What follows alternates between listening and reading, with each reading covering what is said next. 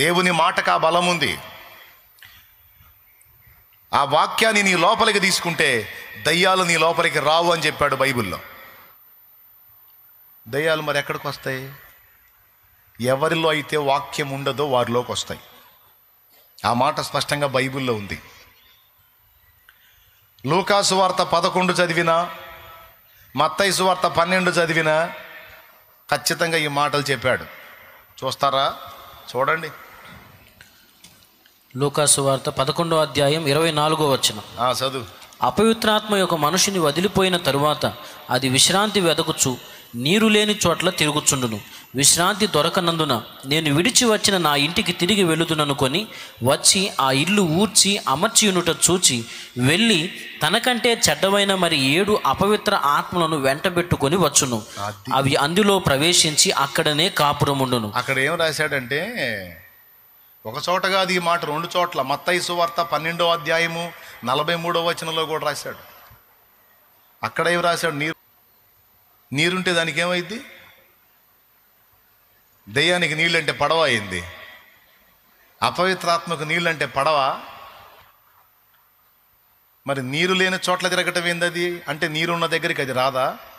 మరి అట్లయితే ఇదే మత్తయి సువార్త 8వ అధ్యాయం 28వ వచనంలో, మత్తయి 8:28లో దయ్యాలు పట్టినోళ్ళు దయ్యాలు వెళ్ళగొడితే యేసు ప్రభు పందుల్లోకి చొరబడి పందులు మొత్తం కలిసి నీళ్ళల్లోకి పోయినాయి. ఆ నీళ్ళలోకి తీసుకెళ్ళింది ఏవి? పందుల్ని. ఓయ్ చెప్పు, ఏవి? దయ్యాలు. ఏడికి తీసుకెళ్ళినాయి? మరి నీళ్ళంటే పడవ దయ్యాలకి? నీళ్ళంటే పడవని కాదు, నీరు అంటే వాక్యం. మనుషుల హృదయాలు వెతికిద్దది దయ్యం. ఏ హృదయంలో దేవుని వాక్కుకు స్థానం లేదో అక్కడ కూర్చుంటుంది అది. ఎవరి హృదయంలో దేవుని వాక్కుందో వారి లోపలికి దయ్యం ప్రవేశించలేదు. వెలపటుండి శోధించటమే కానీ లోపలికి రాలేదు. ఎవరిలో అయితే దేవుని వాక్కు ఉండదో వారిని శోధించిద్ది, ఒక ఆట ఆడుకుంటుంది. ఎంతమందికి అర్థమైంది? మరి ఇప్పుడు సీరియస్గా తీసుకోవాల్సింది ఏంది? చదవాల్సింది ఏంది? ధ్యానించాల్సింది ఏంది? వినాల్సింది ఏంది? హృదయంలోకి తీసుకోవాల్సింది ఏంది? భద్రంగా కాపాడుకోవాల్సింది ఏంది? అది ముందు ఇది. దీన్ని పక్కన పెట్టి ఇక మిగిలినవి చేసినవన్నీ ఏమవుతాయి? తిక్కల పనులేగా, వాటికి అంత ఆన్సర్ లేదుగా. అది రహస్యం. ముందేది, తర్వాత ఏది? ప్రభువు చెప్పాడు, అక్షయమైన దానికోసం కష్టపడండి, క్షయమైపోయే దానికోసం కష్టపడొద్దు. ముందు వెతకాల్సింది అక్షయాహారం, తర్వాత మీకు క్షయమయ ఆహారం దేవుడు ఇస్తాడు. మీరు దానికోసం ఇబ్బంది పడాల్సిన అవసరంలా. మొదట ఆయన నీతిని రాజ్యమును వెతకండి, పిదప మీకు అన్నీ దొరుకుతాయి అన్నాడు ప్రభు. ముందేది, తర్వాత ఏది? అందుకే మీ అందరికీ చెప్తున్నాను, నువ్వు దేవుని మాటల్ని లోపలికి తీసుకోకుండా, దేవుని మాటలకు నీ యందు స్థానము లేకుండా, నువ్వు నా దగ్గరికి కాదు, నువ్వు ఎంతమంది దగ్గరికి తిరిగినా బాగుపడవు. నువ్వు బాగుపడాలనుకుంటున్నావా? రక్షింపబడాలనుకుంటున్నావా? దేవుని మాటలు తీసుకో. స్వస్థపడగోరుచున్నావా? దేవుని మాటలు తీసుకో. ఆరోగ్యంగా ఉండాలనుకుంటున్నావా? దేవుని మాటలు తీసుకో. తెలివి జ్ఞానం కలిగి ఉండాలనుకుంటున్నావా? దేవుని మాటలు తీసుకో. నువ్వు చేసే ప్రయత్నాలన్నీ సఫలం కావాలని కోరుకుంటున్నావా? దేవుని మాటలు తీసుకో. ఇవన్నీ ఆయన వాక్కులోనే ఉన్నాయి. ఇంతవరకు క్లియర్గా అర్థమైందా? దేవునికి స్తోత్రం. ఆయన మాటలోనే సమస్తము ఉన్నది. కాబట్టి ఇప్పుడు మనకి ఏది మెయిన్ కావాలి? రైట్. ఆ మాటను వదిలిపెట్టి ఒట్టి చేతులు ఉంచితే ప్రయోజనం లేదు. దయ్యాలు ఎక్కడుండో, ఎక్కడ ఏ మనిషిలో దేవుని వాక్కు ఉంటుందో ఆ మనిషిలో దయ్యాలు ఉండలేవు. నా దగ్గరికి రక్షణ పొందినోళ్ళు కూడా వచ్చారు, కొంతమంది దయ్యం పట్టిందని. రక్షణ పొందినోళ్ళు కాదు, బాప్తిస్మం పొందిన వాళ్ళు వచ్చారు. అన్నా నాకు దయ్యం పట్టింది, అన్నా నాకు దయ్యం పట్టింది అనుకుంటా. అప్పుడు నేను వాళ్ళ మాడు మీద బాది ప్రార్థన చేయాలా, లేకపోతే ముఖం మీద లాగి 2 పీకి ప్రార్థన చేయాలా, కొరడా తీసుకొని వాళ్ళు ఒళ్ళంతా పచ్చడయ్యేటట్టు కొట్టి ప్రార్థన చేయాలి. అస్సలు టచ్ కూడా చేయలే వాళ్ళు. నేను చేసే ఫస్ట్ పని ఏంటో తెలుసా? బాయ్ బాప్తీసం పొందావా? బాయ్ పొందావా? పొందా. ఎప్పుడు పొందావు? కళ్ళు తెరవు. ఎప్పుడు పొందావు? కళ్ళు తెరిచి చెప్పింది 4 ఏళ్ళు అయింది. 4 అయిందా? 4 ఏళ్ళు అయింది. చదువుకున్నావా? ఇంటర్ చదివా. ఎంత చదివావు? ఇంటర్ చదివా. సరేదా అబ్బాయి బైబిల్దా తీ. నీలో ఎవరున్నారంటున్నావు నువ్వు? దయ్యం ఉందంటున్నావు. సరే, బైబిల్ ప్రకారం రక్షణ పొందిన వ్యక్తులు ఎవరు ఉంటారో చూద్దాం దా అని రెఫరెన్సులు చూపించి ఆ వ్యక్తి చేతే చదివిస్తా. నేను చేసే పని అది. పట్టుకొని తూత్రి భాత్రి జాత్రి అని తలకాయ పెట్టి బాధేదే ఉండదు. మనం దేవునికి స్తోత్రం. హల్లెలూయా. ఉన్న సంగతి చెబుతున్నా. ఇప్పుడు నేను అలా హడావుడి చేసేదో పోయింది పో అని పంపించాను అనుకో, ఆ మనిషిలో వాక్యం లేదనుకో, ఆ పోయిన చుట్టం మళ్ళీ వచ్చింది. అది ప్రాబ్లం. ఎందుకు ఇంత టైం తీసుకోవటం, ఎందుకు ఇంత రిస్క్ చేయటం అంటే, నా దగ్గరకు వచ్చిన వ్యక్తికి ముందు వాక్యంతో నింపడానికి ప్రయత్నం చేస్తా. వాక్యంతో ఆ వ్యక్తిగా నింపబడే పని అయితే పోయిన దయ్యం, వెళ్ళగొట్టబడిన దయ్యం ఇక మళ్ళీ రావడానికి లేదు. నేను చదివిస్తా. ఏం వచ్చినా చదివిస్తాను తెలుసా? మాయ్ నువ్వు బాప్తీసం ఎన్నేళ్ళు అయింది? 4 ఏళ్ళు. ఏం చదువుకున్నా? ఇంటర్ చదువుకున్నా. సరే కళ్ళు తెరు చూడు. అపోస్తలుల కార్యములు 2వ అధ్యాయం 38వ వచనం. బాప్తిస్మం పొందిన వారికి ఎవరు అనుగ్రహించబడ్డారో చూడు. పేతురు, మీరు మారు మనసు పొంది పాప క్షమాపణ నిమిత్తము ప్రతివాడు యేసుక్రీస్తు నామమున బాప్తిస్మం పొందుడి, అప్పుడు మీరు పరిశుద్ధాత్మను వరము పొందుదురు. అది బాప్తిస్మం పొందిన వ్యక్తికి ఏమనుగ్రహించబడింది? పరిశుద్ధాత్మను వరం అనుగ్రహించబడింది. క్రీస్తు రక్తము చేత కడగబడి బాప్తిస్మం ద్వారా పరిశుద్ధ పరచబడినటువంటి నీలోనికి పరిశుద్ధాత్ముడు ప్రవేశించాడు. అందరూ వినండి. ఇంకా బాప్తిస్మం పొందకుండా ఇక్కడ ఎవరైనా ఉంటే వాళ్ళు కూడా వినండి. బాప్తిస్మం పొందక ముందు నీ పాపాలన్నీ నీ నెత్తినే ఉంటాయి. బాప్తిస్మం పొందినప్పుడే పాపములు కడగబడతాయి. అపోస్తలుల కార్యములు 22వ అధ్యాయం 13, 14 వచనాలు అనుకుంటా. ఒకసారి చూడు. 7వ వచనం నుంచి కిందికి చదువు. 22. నేను నేల మీద పడి సౌలా సౌలా 13, 14 వచనాలు చూడు ఒకసారి. సౌలా సహోదర, అది ఆ మొక్క వినండి. బాప్తిస్మం పొందనోళ్ళు వినండి, పొందినోళ్ళు వినండి, పొందనోళ్ళు కూడా వినండి. 14 చదువు. అప్పుడతడు మన పితరుల దేవుడు తన చిత్తమును తెలుసుకునుటకును ఆ నీతిమంతుని చూచుటకును ఆయన నోటి మాట వినుటకును నిన్ను నియమించి ఉన్నాడు. నీవు కన్నవాటిని గూర్చియు విన్నవాటిని గూర్చియు సకల మనుషుల ఎదుట ఆయనకు సాక్షివై ఉందువు. గనుక నీవు తడువు చేయుట ఎందుకు? లేచి ఆయన నామమును బట్టి ప్రార్థన చేసి బాప్తిస్మం పొంది నీ పాపములను కడిగి వేసుకొనుమని చెప్పాను. అదయ్యా, బాప్తిస్మం పొంది పాపాలు కడిగేసుకో అన్నాడు. మీరు చెప్పండి, అందరు చెప్పండి. బాప్తిస్మం పొంది, సౌండ్ పెంచండి. ఏమండి, నీరసం నాకండి, మీకు కాదు. ఏందండి, పెంచండి, సౌండ్ పెంచి చెప్పండి. బాప్తిస్మం పొంది, వాళ్ళు చెప్పట్ల, నోరే తెరవట్లేదు.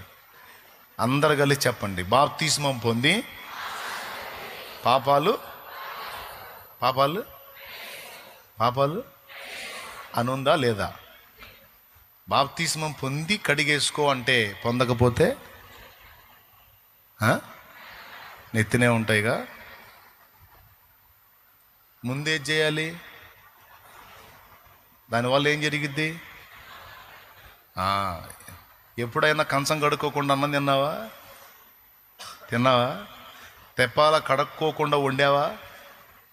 వాళ్ళకెళ్ళి చూస్తున్నాను, మీరు కదా. అంటే వాళ్ళలో కూడా ఉండొచ్చు, దాన్నే ఉంది. కానీ ఆమె పుట్టింటికి పోయినప్పుడు వండుకోక ఏం చేస్తాడు? దేవునికి స్తోత్రం. తెప్పాళ్ళ కడగకుండా వండుతారా? కొత్త ఇంట్లోకి జాయిన్ అయ్యేటప్పుడు ఇల్లు కడుక్కోకుండా ఇంట్లోకి ఎంటర్ అవుతామా?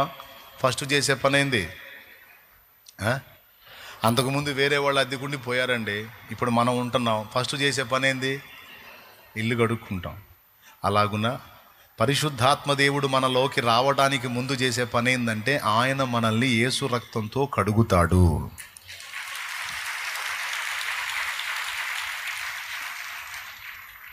బాప్తిస్మం పొందటం ద్వారా పాపాలు కడగబడతాయని చెప్పాడు. మరి ఇంకా పొందకుండా నువ్వు పైన ఎన్ని చేస్తే మాత్రం ఏమి లాభం? అవునా? మన తమ్ముళ్ళు ఉన్నారు, కొంతమంది మాల వేసుకున్నారు 41 రోజు, యేసు ప్రభు మాల వేసుకున్నారు. నేను అంటున్నాను, 41 రోజు నిష్టగా ఉండి తర్వాత మళ్ళా నువ్వు లోకానుసారంగా జీవించవచ్చని బైబిల్లో ఎక్కడా లేదు నాన్న. నేను అంటున్నాను, వేసుకునే మాల ఏదో లైఫ్ లాంగ్ వేసుకో, దాన్ని బాప్తిసం అన్నారు. ఇప్పుడు ఈ మాల వేసుకొని 41 రోజు దీక్ష తీసుకొని తర్వాత వదిలేస్తే దానివల్ల వనుగూరే ప్రయోజనం ఏమీ లేదు. కానీ ఏదో అందరూ వేసుకున్నారు, నేను వేసుకున్నానన్న ఆనందం తప్ప దానివల్ల ఎలాంటి బెనిఫిట్ ఉండదు. కానీ యేసు ప్రభు మొదట ఏం చెప్తున్నాడో ఆ మాట విను. ఏంటంటే బాప్తిస్మం పొంది టోటల్గా క్లీన్ అవు. అది పర్మనెంట్ సొల్యూషన్ నీ పాపానికి. 41 రోజు నీతి బతుకు అది మన సమస్యకు పరిష్కారం కాదు. ఏదో ఆత్మానందం పరమానందం అన్నట్టు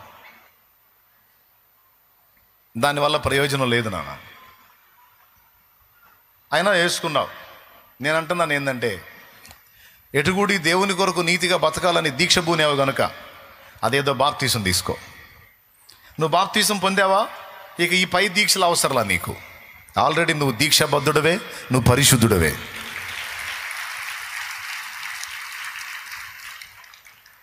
పాపానికి దూరంగా ఉంటే చాలు, అదే పథ్యం. మనకి ఇచ్చిన పథ్యం ఏంటంటే పాపానికి దూరంగా ఉండటమే పథ్యం.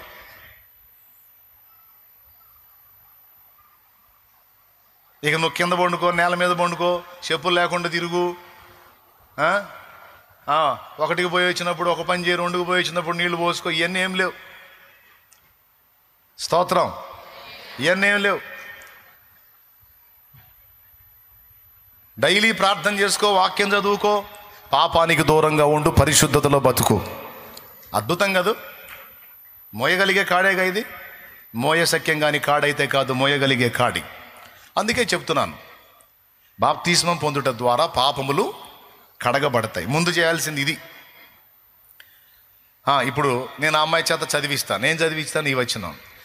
బాప్తిస్మం పొందానన్నావు, పొందానన్నా. పొందినప్పుడు నీలోనికి ఎవరు వచ్చారు? క్రీస్తు రక్తములో కడగబడిన నీలోనికి ఎవరు వచ్చారు? పరిశుద్ధాత్ముడు వచ్చాడని ఉంది ఇక్కడ. ఈ ఒక్క చోటే ఉందా? 1 కొరింథీ పత్రిక 3:16లోను 6:19లోను ఏ మాటలో పరిశుద్ధాత్మకు మీరు నివాసం అని ఉన్నాయి చూడు. మీరు దేవుని ఆలయమై ఉన్నారనియు దేవుని ఆత్మ మీలో నివసించుచున్నాడనియు మీరు ఎరుగరా? అదుగో, దేవుని ఆత్మ బాప్తిస్మం పొందిన పరిశుద్ధుల్లో నివాసం ఉంటున్నాడు. 2:6-19 మీ దేహము దేవుని వలన మీకు అనుగ్రహింపబడి మీలోనున్న పరిశుద్ధాత్మకు ఆలయమై ఉన్నదని మీరు ఎరుగరా? దేవునికి స్తోత్రం.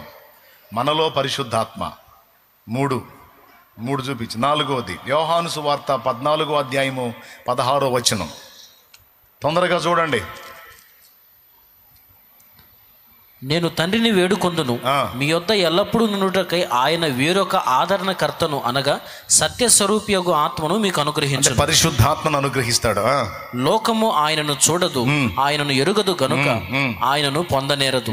మీరు ఆయనను ఎరుగుదురు, ఆయన మీతో కూడా నివసించును, మీలో ఉండును. అద్దుగో అమ్మాయి, బాప్తిస్మం పొందినప్పుడు పరిశుద్ధాత్మ నీలోనికి వచ్చి నివాసం ఉంటున్నాడని ఇన్ని వచనాలు సాక్ష్యం ఇస్తుంటే, పనికి మాలిందానా దయ్యం ఎట్టొచ్చింది నీలోకి? బాప్తిస్మం పొందిన నీలోకి దయ్యం వస్తే ఈ వచనాలన్నీ ఏమవ్వాలి? అప్పుడు గతుక్కుమంటది, వాట్ ఈస్ దిస్ అని. మరి అంతేగా, వాక్యం ఏం చెబుతుంది? ఇలా ఉంది. ఒకటి. రెండవది, చూడు చదువు. మార్కు సువార్త 16:17 నమ్మిన వారి వలన ఈ సూచక క్రియలు కనబడును. నమ్మిన వాళ్ళు అంటే ఎవరో ముందు చెప్పాడు 16లో, నమ్మి బాప్తిస్మం పొందిన వారి వలన ఈ సూచక్రియలు కనబడును. ఏవనగా నా నామమున దయ్యములను వెళ్ళగొట్టుదురు. బాప్తిస్మం పొంది ప్రభువుని నమ్మిన నీ వల్ల దయ్యాలు వెళ్తాయనుందా, నీకు పడతాయనుందా? మరి నీకెట్టబట్టింది?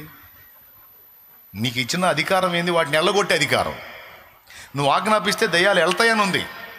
ఈ ఒక్క చోటే ఉందా? మార్కు సువార్త 3:13లోను, మత్తయి సువార్త 10:1లోను, అలాగే లూకా సువార్త 10వ అధ్యాయము 14లోను, ఇన్ని వచనాల్లో మీరు దయ్యాలు వెళ్ళగొడతారు, వాటి మీద మీకు అధికారం ఇచ్చాను, శత్రు బలం అంతటి మీద మీకు అధికారం ఇచ్చానని ఇన్ని చోట్ల దేవుడు మాట్లాడితే ఇదేంది రివర్స్లో నీకు పట్టింది ఏంది? జనాలకు పడితే నువ్వు వదిలించాలి కదా, అది కదా అధికారం. నీకు పట్టడం ఏంటి అమ్మా? అసలు ఈ వచనాలు బైబిల్లో ఉన్నాయని నీకు తెలుసా? బాప్తిస్మం పొందావు, కానీ బాప్తిస్మం పొందినప్పుడు పరిశుద్ధాత్మ నీలోనికి వస్తాడని, నువ్వు అధికారం పొందుతావని, నీకు శక్తి కలుగుతుందని, నువ్వు ఆజ్ఞాపించినప్పుడు దురాత్మలు నీకు లోబడతాయని, ఇది నీకు తెలుసా? ఈ వాక్యం నీలో లేదు. నేను చెప్పినప్పుడు ఎనో చర్చికి వచ్చి కూర్చుంటావు, పక్కన బొట్లకి వెళ్ళి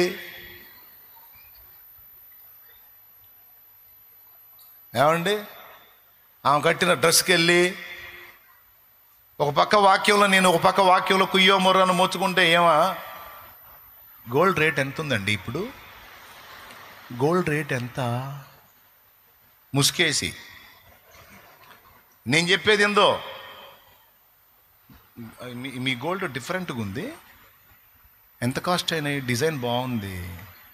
నేను హల్లెలూయా అనగానే మళ్ళీ హల్లెలూయా, నాదొకటి వేసుకోయా, గుంపులో నాదొకటి. ఆ పక్కన చెప్పింది అనుకో, వాక్యం జరుగుతుంది కదా, వాక్యం వినండి అంటే, వాక్యం వింటానే ఉంటానండి నేను, వాక్యం ఎందుకు ఉంటాను, అల్లే బాగుంటేను ఈ మాట అందని ఇంకో కాకెళ్ళి చూసిద్ది. అరే దృష్టి పెట్టి అసలు వాడు ఏం చూస్తున్నాడు, వాడి షాప్ ఏంది, అది వింటే నాకు వచ్చే ఉపయోగం ఏంది, నేను ఎంతవరకు మైండ్కి తీసుకోవాలి, లోపలికి పోవాలిగా వాక్యం. త్రోవ పక్కబడ్డ విత్తనాల్లాగా త్రోవ లాంటి హృదయం పెట్టుకుంటే ఎట్టబోయిద్దండి వాక్యం. ముళ్ళ కంపల్లాంటి హృదయం పెట్టుకుంటే ఎట్టబోయిద్ది వాక్యం. రాతి నేల వంటి హృదయాన్ని పెట్టుకుంటే ఎట్టబోయిద్ది వాక్యం. వాక్యం లోపలికి పోకపోతే ఎట్లా బాగుపడతావు, ఎట్లా జయం పొందుతావు? నువ్వైనా నేనైనా ఆ వాక్యం ద్వారానే కదా జయ జీవితం మనకి.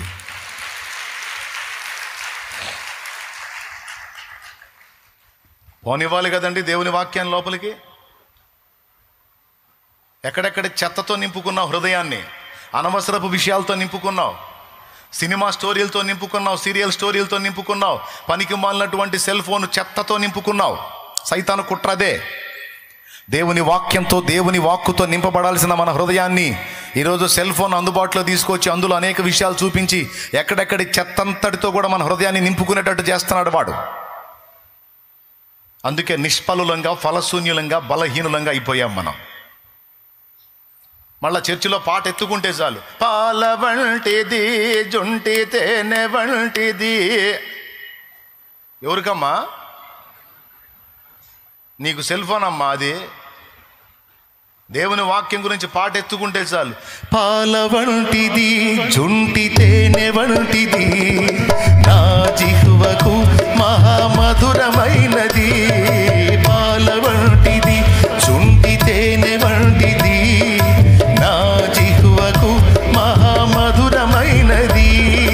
మేలిమి బంగారు కన్న మిన్నయైనది, మేలిమి బంగారు కన్న మిన్నయైనది, రత్నరాసుల కన్న కోరతగినది, రత్నరాసుల కన్న కోరతగినది. ఈ వాక్యమే నన్ను బ్రతికించెను, బాధలలో నెమ్మదినిచ్చెను. ఈ వాక్యమే నన్ను బ్రతికించెను, బాధలలో నెమ్మదినిచ్చెను.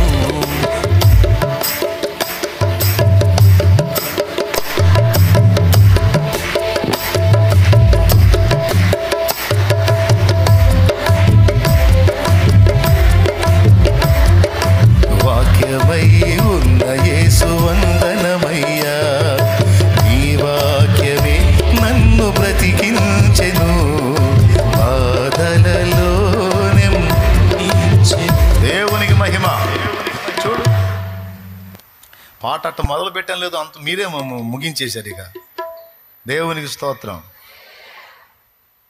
ఎందుకు రాశారు భక్తులు ఆ పాట? వాక్యపు విలువ మనం గుర్తుపెట్టుకుంటామని.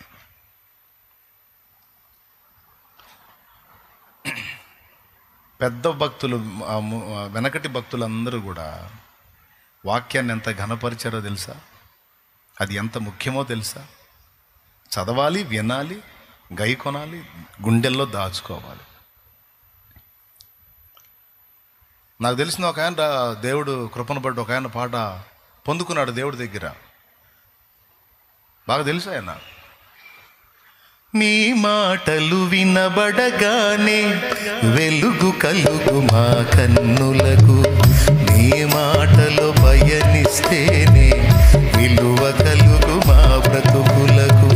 నీ మాటలు వినబడగానే వెలుగు కలుగు మా కన్నులకు, నీ మాటలు పయనిస్తేనే విలువ కలుగు మా బ్రతుకులకు. కృంగియున్న వారిని లేవనెత్తే నీ స్వరము, కృంగియున్న వారిని లేవనెత్తే నీ స్వరము. చెదరిన మా గుండెలను ఆదరించే నీ పదము, చెదరిన మా గుండెలను ఆదరించే నీ పదము. మాట్లాడుమయ్యా ఓ వాక్య దైవం, పండించుమయ్యా. హల్లెలూయా. మరి నాకు తెలిసిన ఆయన పాడాడు. మీకు తెలుసా ఆయన? తెలుసా మీకు? ఎవరు? నాకెళ్ళి చూపిస్తారేందండి? నాకు తెలిసిన ఆయన పాడాడు. జీవమా నీవిక లేవవే యేసుని సేవను చేయగా, లేవే జీవమునుందగా లేవే.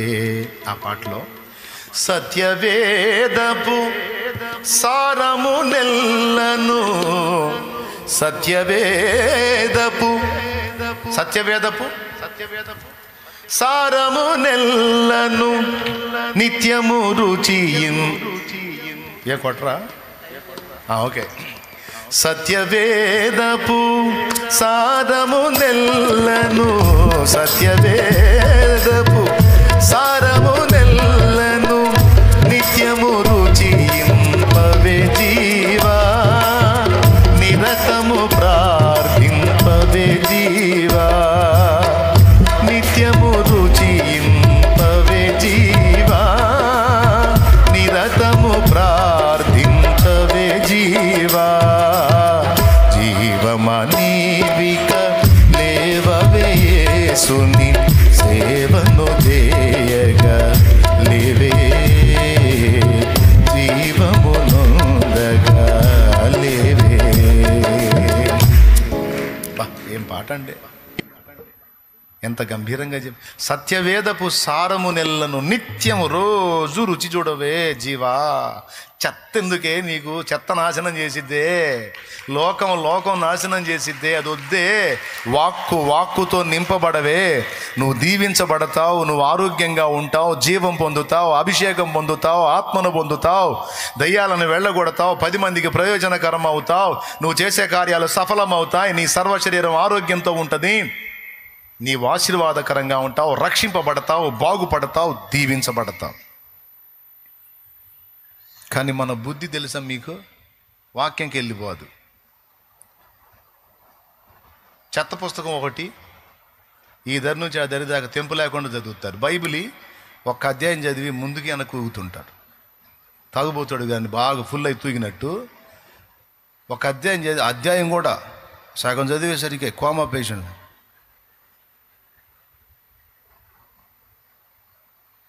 పూర్తిగా 2 అధ్యాయాలు చదివించండి, చదవండి మీ శరీరం చేత, మీ కళ్ళ చేత.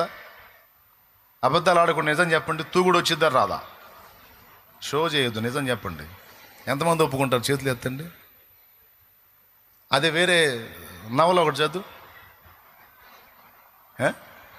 వేరే చెత్త పుస్తకం ఒకటి తీసుకో, కళ్ళు వెలుగుతూ ఉంటాయి. గుడ్లు బయటకు వస్తుంటాయి. 3 గంటలు సినిమా చూడు,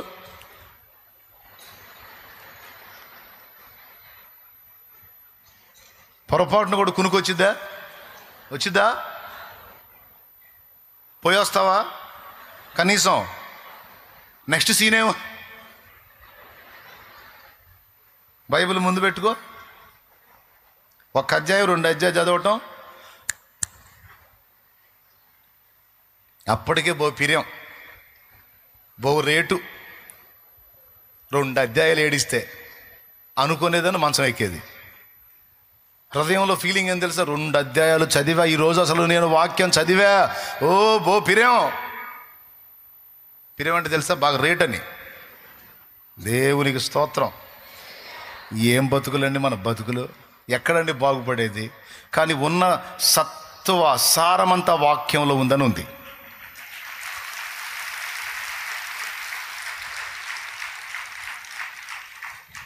మానవాళి జ్ఞానమే వైభవమొసగే రత్నమే, మానవాళి జ్ఞానమే వైభవమొసగే రత్నమే, మార్గం చూపే దీపమే మది మంతలు మెచ్చడిదేనయ. వేద పుస్తకమా, వేద పుస్తకమా, వేద పుస్తకమా, వేలలేని నిధి నీవే. వేద పుస్తకమా, వేద పుస్తకమా, వేద పుస్తకమా, వేలలేని నిధి నీవే.